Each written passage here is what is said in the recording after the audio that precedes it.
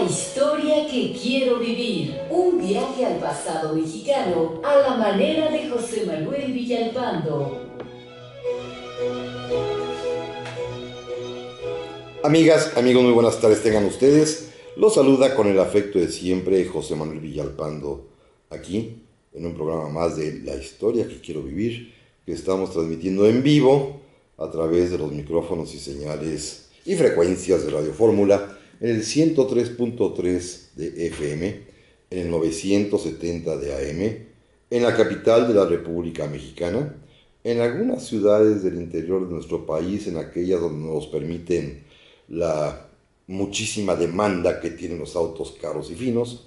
También, por supuesto, llegamos a varios lugares de los Estados Unidos de América, de Canadá, de Puerto Rico y a todo el mundo a través de internet en la página www.radioformula.com.mx. Y los saludo con muchísimo afecto. Como siempre, recordamos que tenemos un teléfono 5166-3403, una alada internacional y nacional también, 01800-800-0103, pero que sobre todo está a su disposición para comunicarnos el correo electrónico villalpandohistoriador@gmail.com y el Facebook Villalpando y la Historia. Hoy creo que en Facebook no me ha llegado ningún mensaje, déjenme, nomás lo verificamos. No, ya llegaron, cómo no. Don Israel de la Cerda, le agradezco muchísimo, que está listo para la clase de hoy. Dice que si las escuelas fueran las clases, así fueran las clases de historia, otro México sería. Que gracias por compartir mis conocimientos. No, pues es mi deber y mi vocación además. Muchísimas gracias a Israel de la Cerda. Don Santiago Rosas Pérez dice que el día 18 de junio es el día de la salida hacia la capital. Por la mañana se visitó las fábricas de Patriotismo y La Constancia. Pero se está refiriendo a Carlota. Bueno, más bien vamos a hablar un poco más acerca del 19 de junio, que es quizás en este momento más importante. Le agradezco a don Santiago Rosas Pérez su mensaje. Y también tenemos un par de comunicaciones por correo electrónico. Le agradezco infinitamente a don Rolando Orozco, que me hace una pregunta. Bueno, nos saluda desde Puebla, como siempre. ¿Qué opino de la misa que se va a celebrar el 19 de junio en el Templo San Ignacio de Loyola, allá en Polanco, con motivo del 150 aniversario luctuoso de Maximiliano?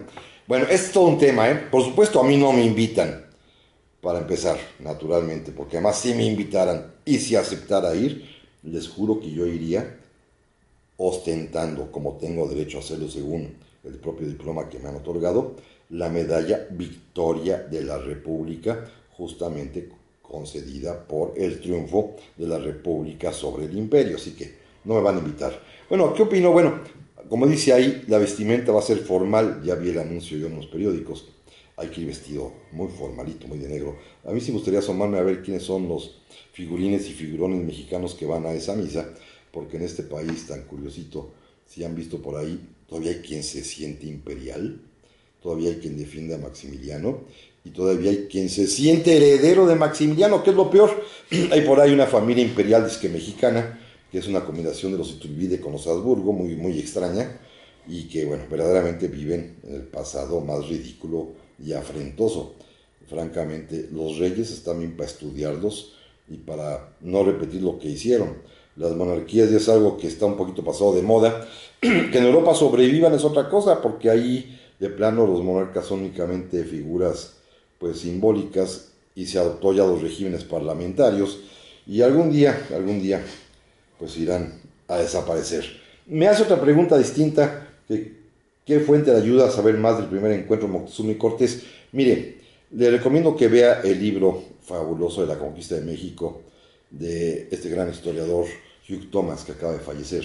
Véalo, ahí va a encontrar todo lo que usted se puede imaginar, además con muchísimas citas del tema.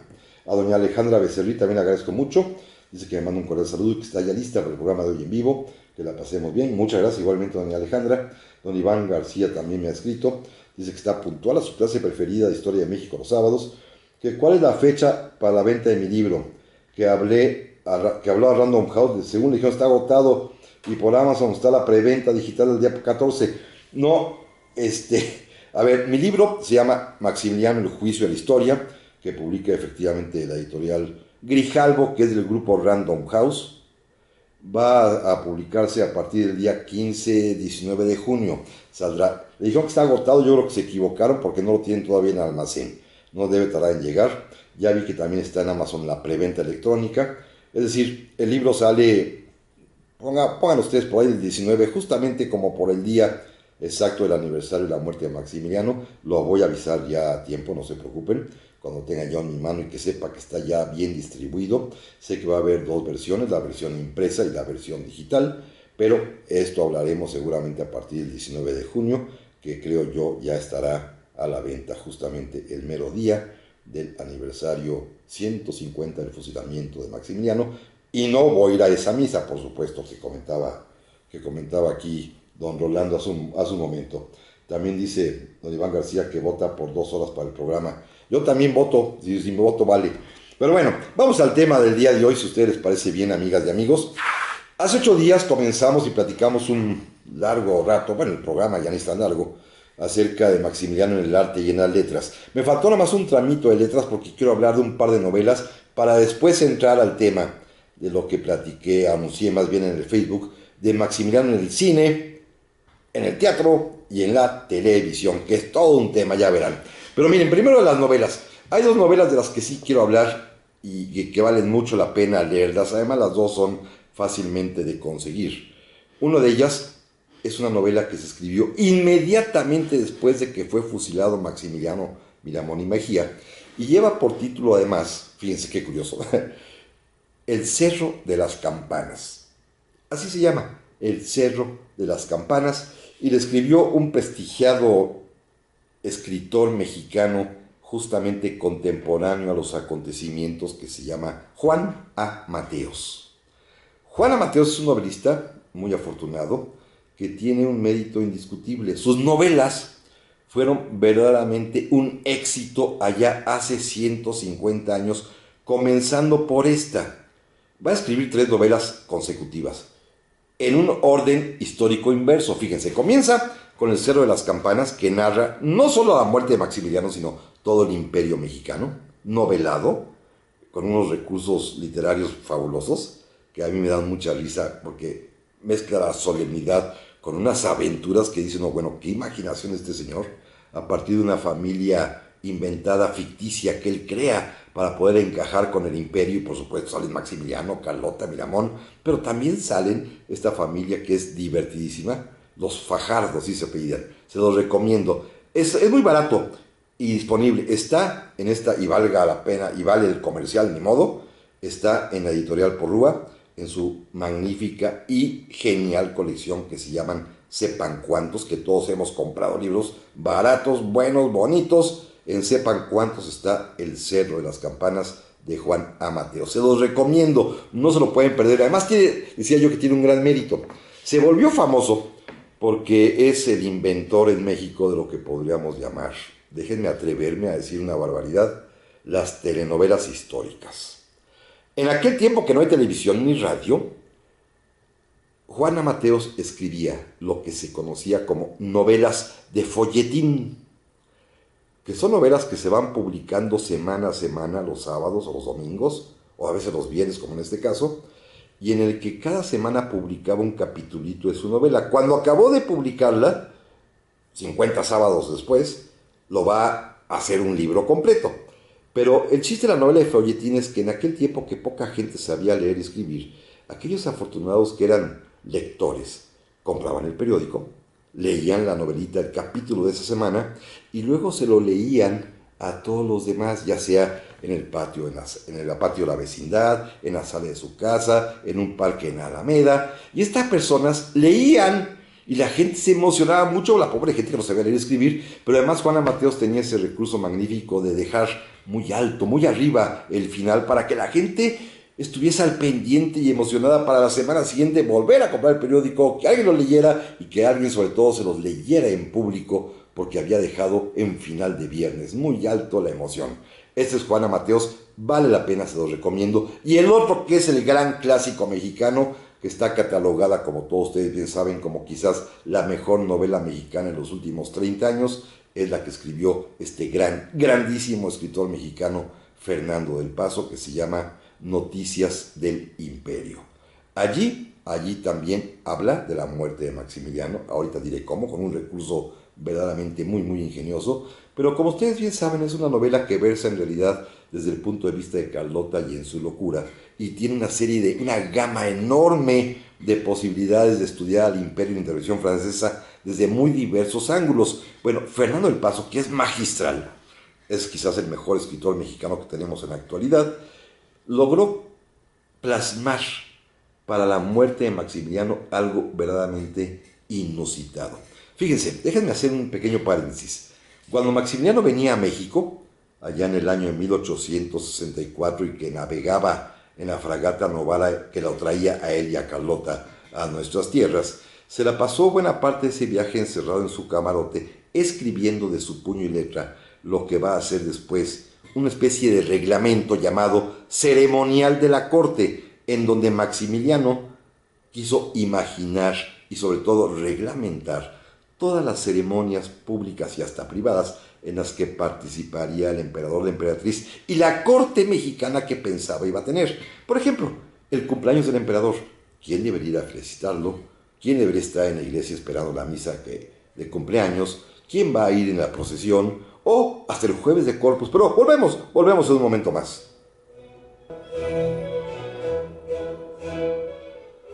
Y estamos aquí en nueva cuenta, amigas y amigos. Gracias por estar acompañándonos y acompañándome en esta tarde. Les recuerdo, por supuesto, que está a su disposición el correo electrónico villalpanohistoriador@gmail.com y el Facebook Villalpando y la Historia. Gracias a don Jorge Chaboya, que me acaba de escribir. Dice que me felicita por el programa. Muchas gracias. Y que ojalá durara 2 horas. Yo también pido lo mismo. Y que debería ser un programa sobre el asesinato de Obregón y el misterio de su muerte y la participación de la iglesia. Fíjese que es un tema muy, muy interesante. Ya platicamos hace algún tiempo de este libro fantástico que me atreví a recomendarles, de don Mario Ramírez Rancaño, que habla justamente del asesinato de Obregón. Y yo creo que es un programa que debemos hacer, pero lo haremos, si le parece usted bien, por allá en julio, justamente en esos días que se conmemoran las muertes consecutivas de Juárez, de Iturbide, de Villa y de Obregón. Estos son días seguidos, y pues en esos días podemos hacer un programita especial de estas 4 muertes, si a ustedes les parece bien, pero es un tema que vale mucho la pena. Don Daniel García, muchísimas gracias, dice que está escuchándonos con el gusto de siempre, que en realidad, ¿qué sabía Maximiliano sobre México? Bueno, sabía algo, sabía un poquito, se leyó los tomos de historia de México de Lucas Alamán, algo más leyó de naturalistas y cosas así muy antiguas, y lo poco que sabía, digamos objetivamente hablando, a partir de las lecturas, quizá lo echó a perder porque con quienes platicó allá en Europa era con puros conservadores que le adoraron la píldora.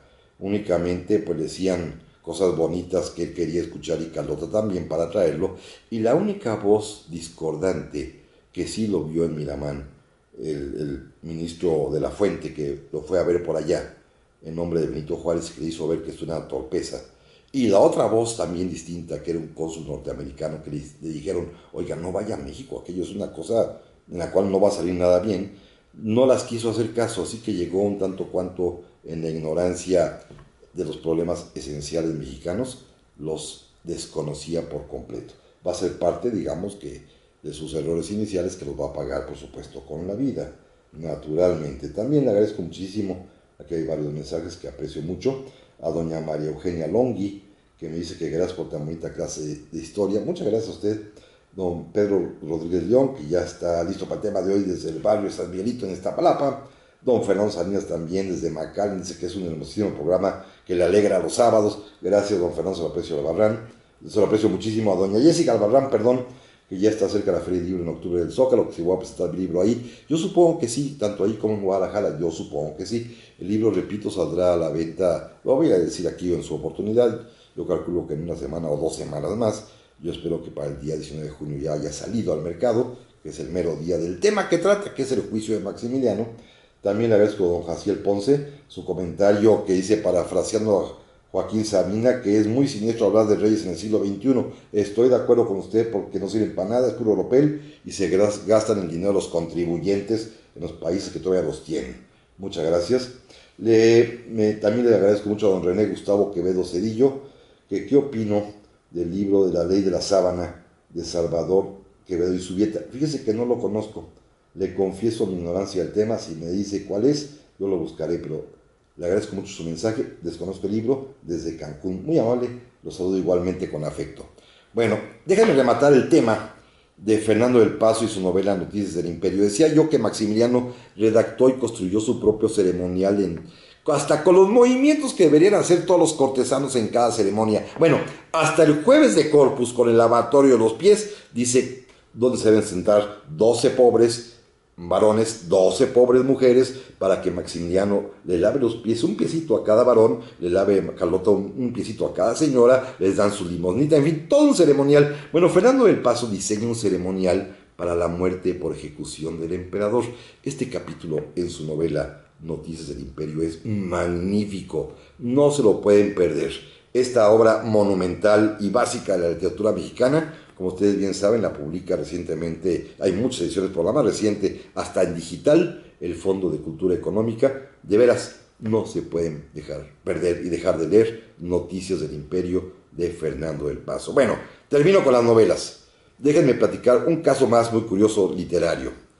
¿Se acuerdan de Don Juan Tenorio? Bueno, Don Juan Tenorio, su autor, el famoso Zorrilla, era un español que vino a México y estuvo en nuestro país viviendo en 2 ocasiones. La primera, por ahí de 1853-54, que es cuando estrena precisamente Don Juan Tenorio aquí en México. Pero vuelve a regresar más tarde con Maximiliano, y Maximiliano, que se vuelve, como era él, ¿no? Le encantaba a todo el mundo que llegaba con alguna novedad, se vuelve muy amigo y muy aficionado y muy admirador de Zorrilla, lo nombra director del Teatro Imperial, le da el cargo honorífico de lector de la corte, porque pues, Maximiliano, como es noble, pues no le gustaba leer, ¿verdad? Normalmente los nobles no leen. Y entonces, bueno, ponía a Zorrilla que le leyera, cuando había algo que leer que le interesara al emperador, porque no creo que haya tenido mucho tiempo ni que haya sido un buen o gran lector. Bueno, Zorrilla, cuando muere Maximiliano, escribe una obrita muy curiosa que se llama Drama del Alma. Y es una obra que va en verso, en teatro y en novelado y en relato sobre la muerte de Maximiliano. Nada más la dejo y la consigno porque finalmente es un autor importante que se volvió famoso en México y en todo el mundo por Don Juan Tenorio, que aquí en este país nuestro se sigue representando. Vámonos, cambio de tema. Déjenme hacer una pequeña revoltura. En 1917, un autor de origen checoslovaco, estando en plena Primera Guerra Mundial, llamado Franz Werfel con W, escribió una obrita de teatro que se llama Juárez y Maximiliano, que no tiene mayor ciencia, simple y sencillamente se volvió famosa, no tanto porque se haya representado, que yo no sé incluso que se haya representado alguna vez, pero sí, como toda buena obra de teatro, se imprimió y circuló mucho y lo leyó mucha gente. Va a servir esta obrita de teatro, que era el primer drama teatralizado sobre la muerte de Maximiliano que se escribe, para que 2 directores de cine hiciesen sus respectivas películas sobre Maximiliano y Carlota, por supuesto. Una de ellas, la primera que aparece sobre los emperadores de México, sobre Maximiliano y sobre Carlota, va a ser filmada en México, producida en México, por este hombre que fue un famosísimo pionero del cine nacional y que fue además también uno de los pilares del cine de oro mexicano, el famoso director y productor Miguel Contreras Torres, que estaba casado con una mujer cuyo nombre no puedo pronunciar porque es alemán, que era de origen de este pequeño país que ustedes recuerdan en las clases de geografía, este paisito que está ahí entre Suiza y Austria y por Alemania, en los Alpes, que se llama Liechtenstein. ¿Se acuerdan? Su capital, Vaduz.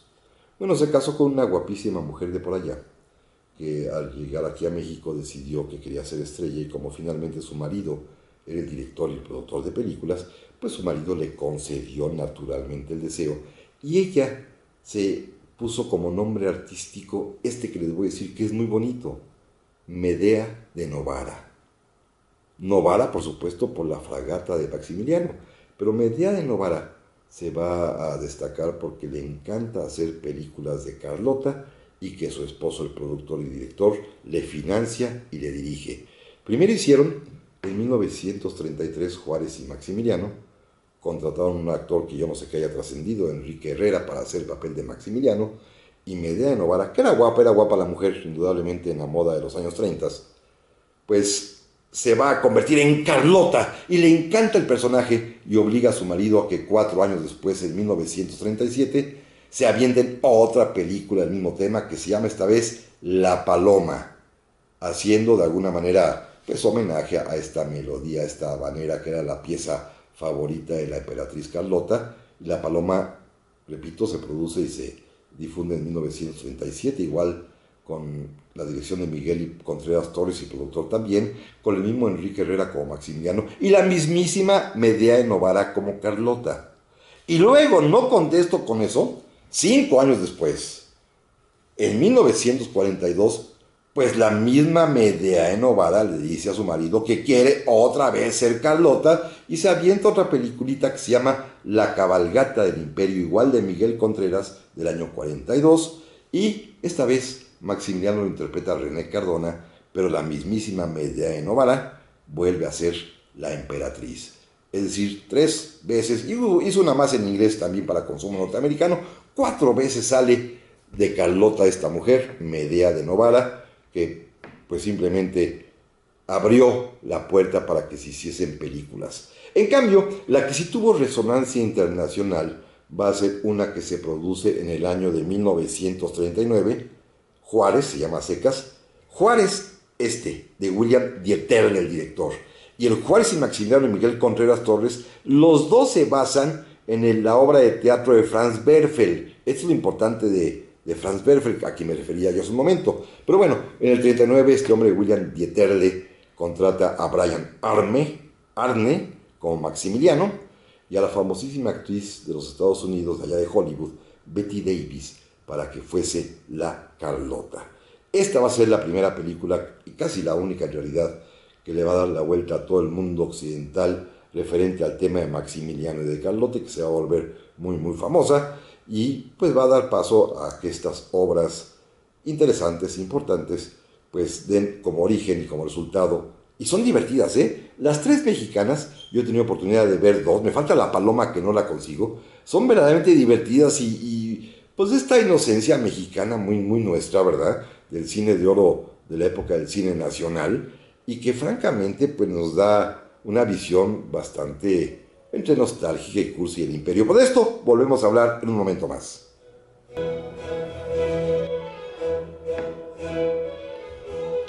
Y estamos aquí de vuelta, amigas y amigos, en este tercer bloque del día de hoy de La Historia que Quiero Vivir. Muchas gracias por sus mensajes. Le agradezco infinitamente a don Luis Aníbal Ceserani, que nos escribe desde Argentina. Dice que es muy bueno el programa y saluda a todos los mexicanos. Gracias. Gracias, un saludo también allá hasta la hermana República de la Argentina. A don Salomón Abularach también le agradezco mucho su mensaje. Dice que es una excelente idea lo de las 2 horas de duración del programa. Sería estupendo, Francamente me encantaría, porque nunca acabo otros temas y podría darse un nuevo sentido y un orden distinto al programa. Que me mando un abrazo y que el programa, como siempre, es muy interesante, se lo aprecio enormemente. También tenemos unos mensajes. Don Rafita Barrios, como siempre, nos escribe muy amable, nos saluda y dice que es un gran tema el de hoy.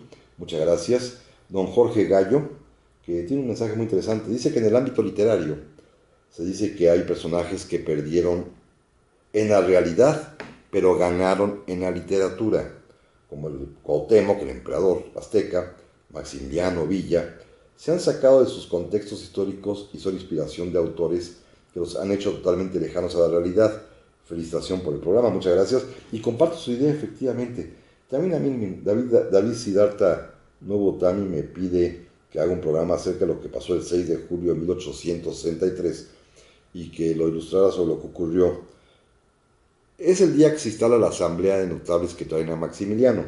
La verdad, don David, no creo que valga mucho la pena. Mire, los notables mexicanos los seleccionaron los miembros de la regencia del imperio, entre los más conspicuos conservadores de aquel tiempo. Los reunieron a todos para que votaran algo que se les ordenó que votaran, que era establecer la monarquía en México.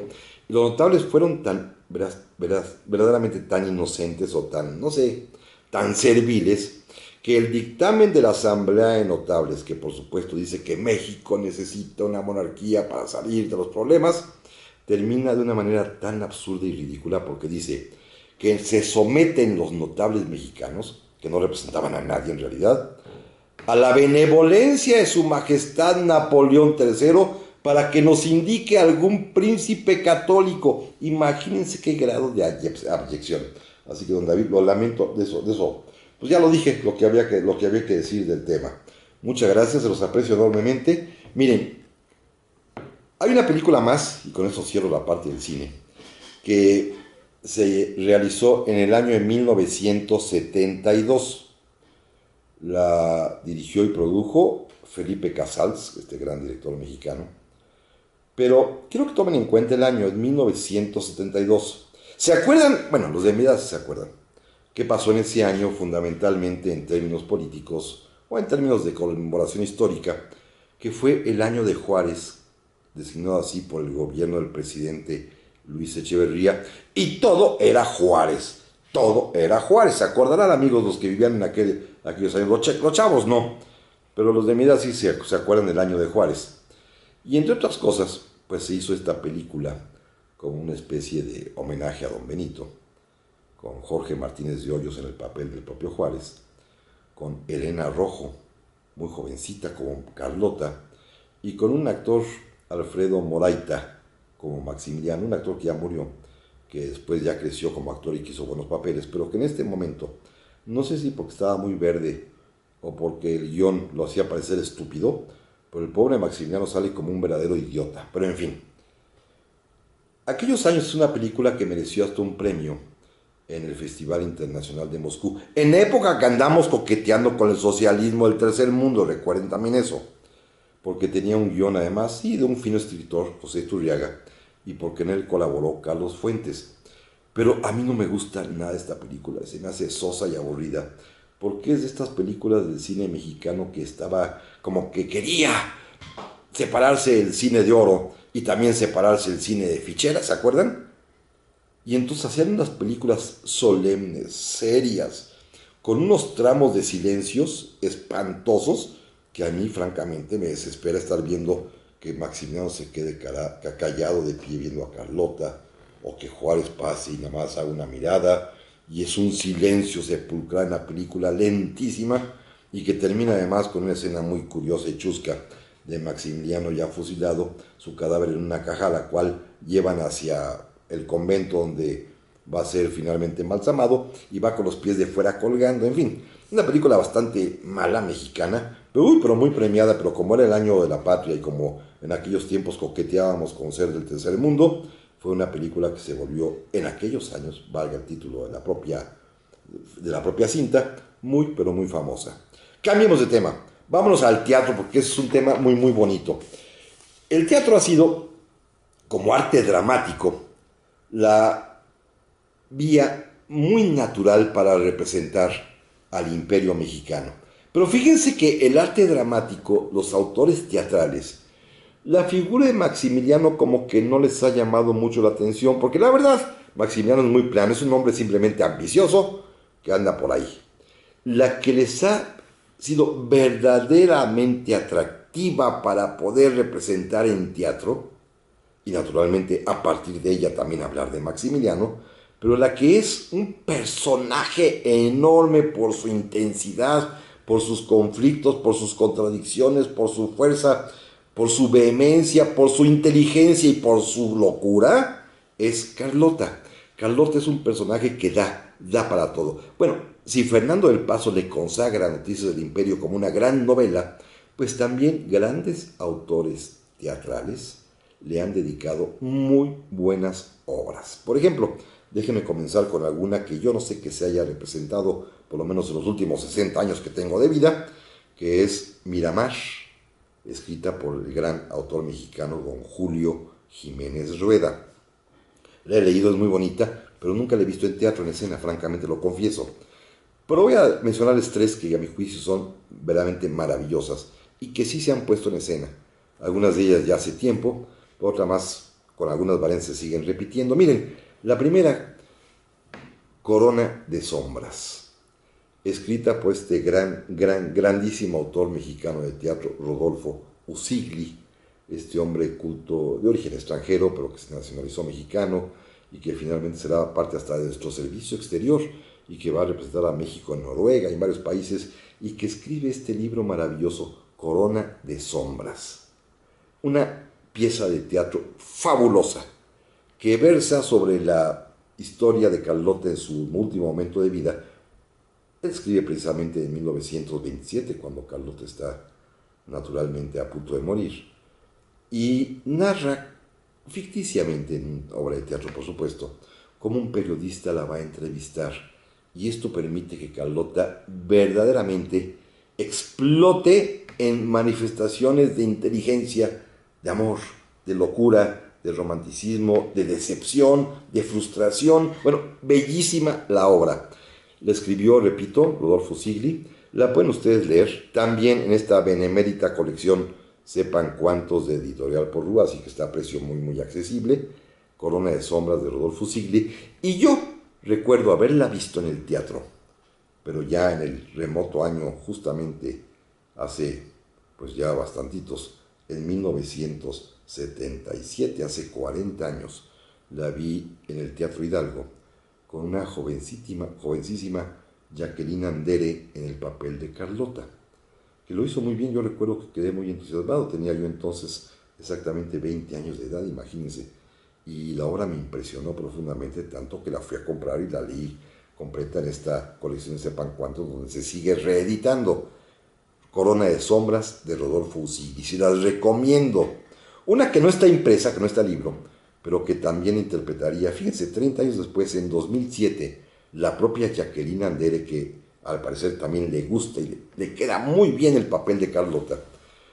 Se llama precisamente Carlota Emperatriz, un espectáculo teatral escrito por ese gran dramaturgo, tanto de teatro como de televisión mexicano, llamado Miguel Sabido.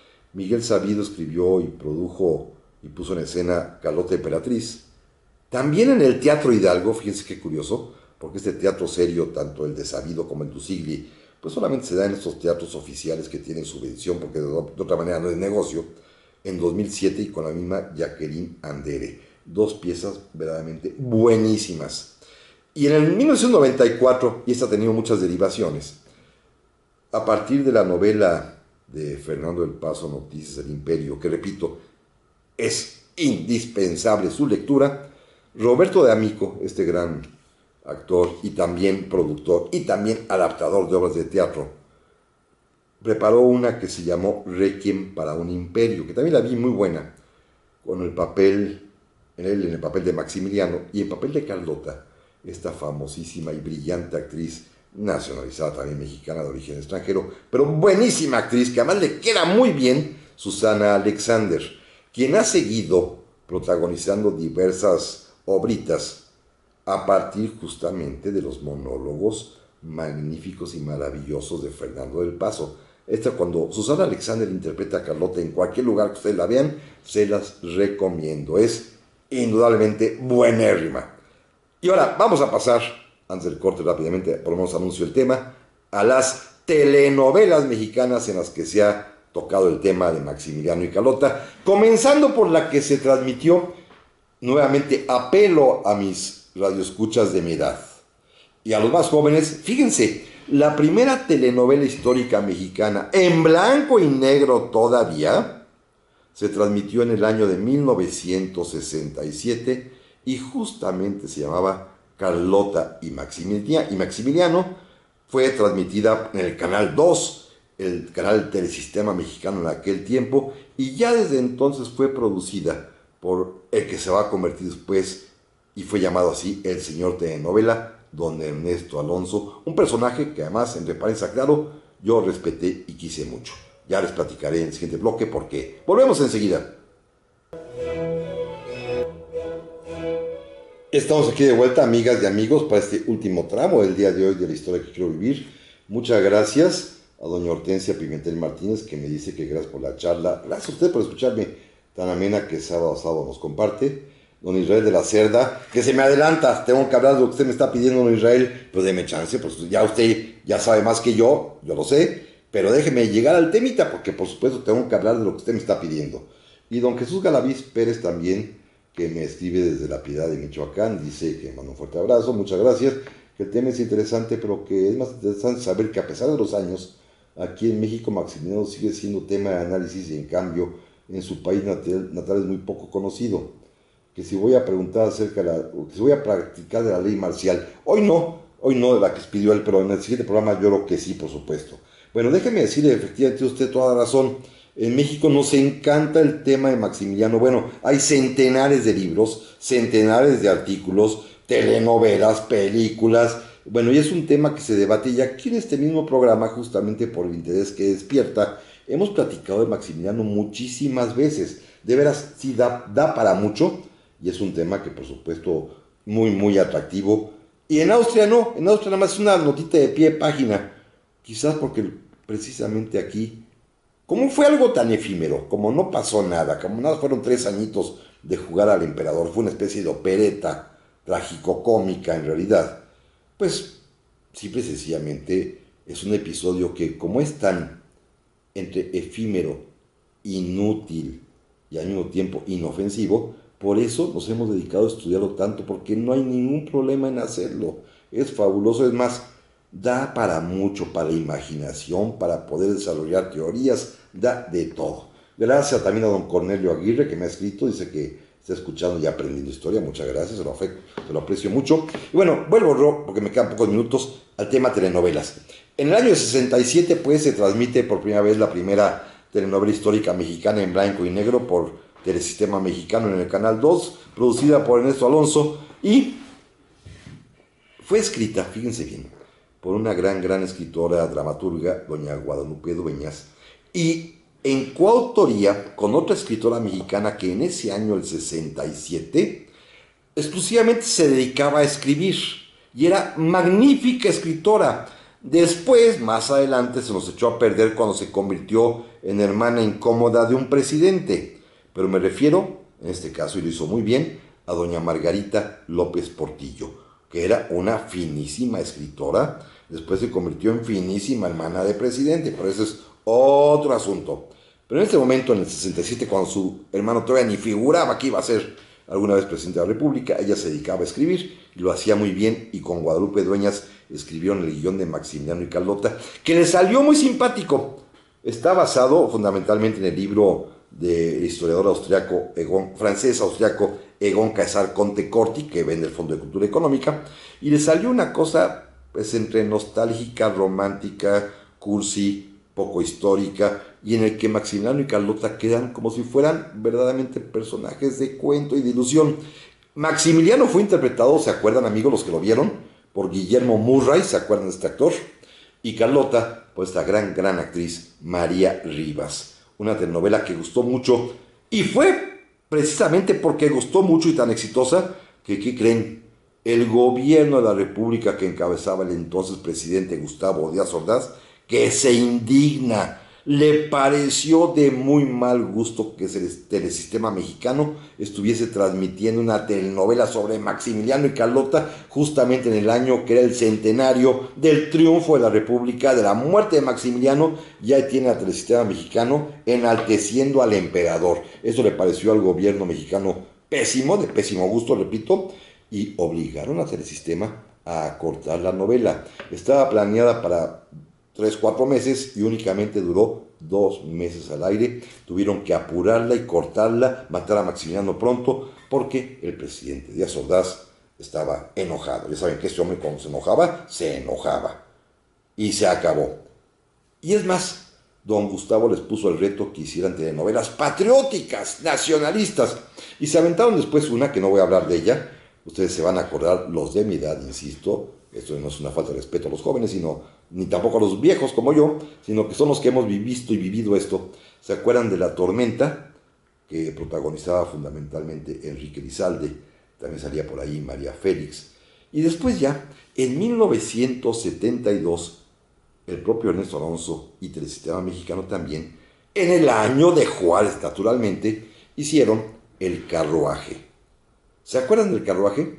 Que lo escribió Miguel Sabido, esta novela en la cual Benito Juárez es interpretado por José Carlos Ruiz, que no se quitaba el frac ni en el desierto, o sea, un calorón aquellos y Juárez siempre era de bronce y José Carlos Ruiz se sentía Juárez y después interpretó el papel en una obra de teatro que se llamaba Yo Juárez de Gilberto Cantón, en fin, era Juárez toda la vida, José Carlos Ruiz se inmortalizó en el personaje y a Maximiliano lo interpretaba aquel actor, ¿se acuerdan? Carlos Monden y Carlota, una actriz de la cual sí yo no me acuerdo, Nelly Meden, Carlota y Carlos Monden Maximiliano en esta telenovela El Carruaje, que era una historia exactamente broncínea desde el lado de la República, pero no quedan mal Maximiliano y Carlota, más bien aparecen como dos seres un tanto cuanto pues inocentones que son atrapados en la vorágine histórica de los conservadores mexicanos y que por supuesto por esto van a perder la vida.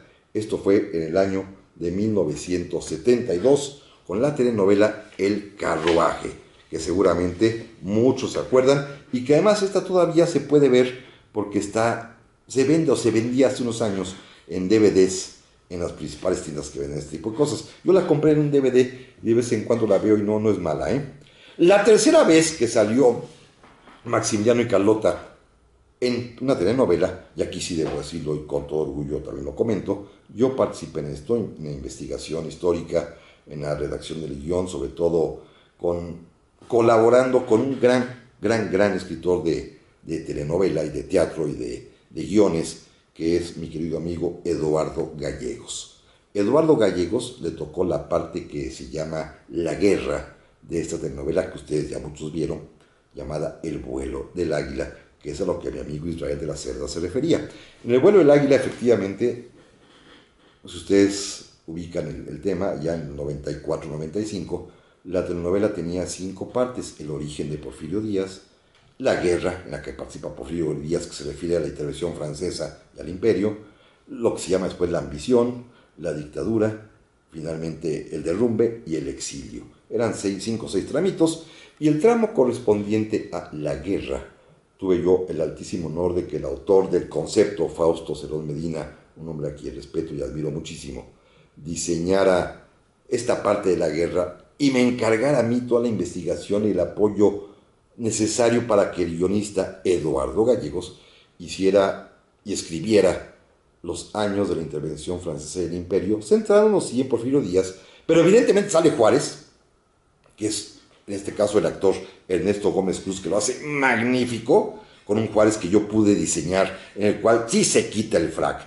anda en camisola en el desierto, juega a cartas, se echa su bailadito, porque así lo platica el propio Don Benito, y con un Maximiliano y una Carlota verdaderamente fabulosos.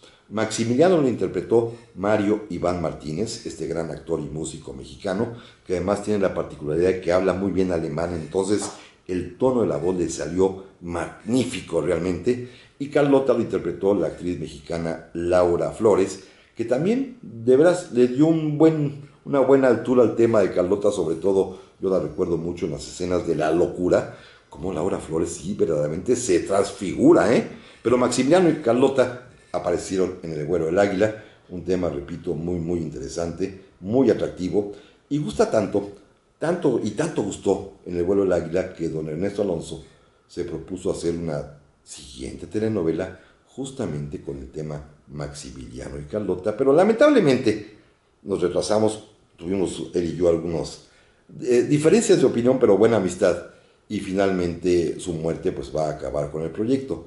Pero fíjense, la idea era hacer una telenovela que replicara la de 1967, en el sentido de hacer una historia distinta, ya no la historia romántica y dulce y cursi del 67, sino una historia real, pero creo que se me pasó la mano al proponerle escenas reales. Por ejemplo, no le gustó a don Ernesto Alonso, y lo confieso en su ausencia, que yo le propusiera en la telenovela los pleitos entre Carlota y su concuña, la esposa del emperador Francisco José, la emperatriz Isabel, Sisi, como la conocemos, porque en la vida real, y se está bien documentado históricamente, las dos se aborrecían, y Sisi odiaba cordialmente a Carlota y decía que era un pato belga, la despreciaba y la ofendía.